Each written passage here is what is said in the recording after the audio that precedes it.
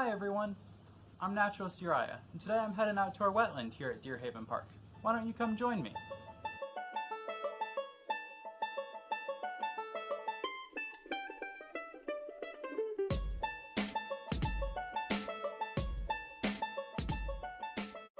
Welcome to the wetland!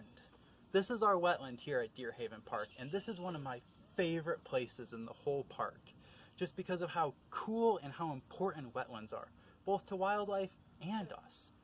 Wetlands are really important to both us and wildlife because of how much they can help clean the water. As water flows into a wetland, it pools up and it only slowly drains out. And while it sits in there and while it drains out of the wetland, it has to flow through all the dirt and all the roots and all the plants that are in the wetland. And this acts just like a giant filter and cleans all the chemicals and pollutants and anything else out of the water. Another reason wetlands are really important specifically to us is because they help reduce flooding. Especially with all the concrete in cities, all water just flows straight to rivers during storms and can create floods downstream. But since wetlands help hold water in and only slowly let them out, they really reduce flooding downstream. And lastly, like I said, wetlands are just so cool because of everything you can find in them. We have everything from lily pads and cattails to dragonfly nymphs and tadpoles in here. And even animals that don't live in wetlands, you can often find in them because they'll come to wetlands from the land for water and to find food because of just how much is here. Wetlands are amazing, and come with me and we'll see what we can find in here today.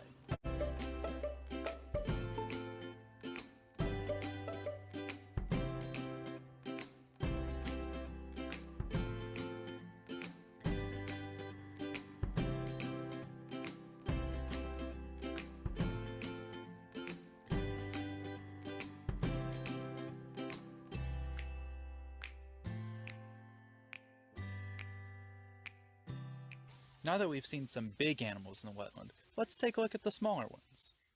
Here we have some snails. You see there's two of them in here. Here's the other one. And then you'll notice this big guy right away. This is a bullfrog tadpole. And you can tell that he's almost turning into a bullfrog. He's got little back legs here.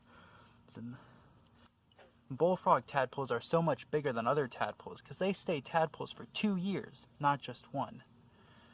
Then you'll notice we have all of these little guys that are zooming around. They're kind of hard to see, but those guys, most of them are back swimmers. And you can tell if they're a back swimmer because they swim on their backs with their legs in the air. And that's what all of these guys are, swimming around. Here you can see him upside down right there, jumping around. And then a couple of them though, which actually I think the other one I had in my hand was these guys, they stay with their legs down like most insects, and they're called water boatmen. But they swim around the same way with their arms off to the side, kind of paddling as they go. And there's one last thing in here. Let me see if I can find it again. Oh yeah, here's this guy. And this little guy is a dragonfly nymph. He'll turn into a dragonfly soon. Dragonflies all start their lives in the water, just like damselflies. While it's always really cool to come out here and look for invertebrates like this, it's important to remember that even though these guys are small, they're still wild animals. So we still need to not keep them for too long and always to put them back in their habitat.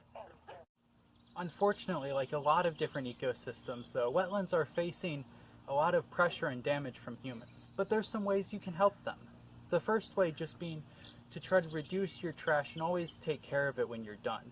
Because water and wind have a way of blowing trash into wetlands that we leave out.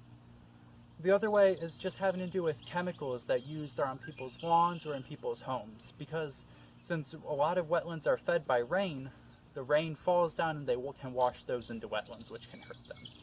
But working on both of those things can do a lot to help wetlands. Thank you all for joining me out here at our wetland today at Deer Haven.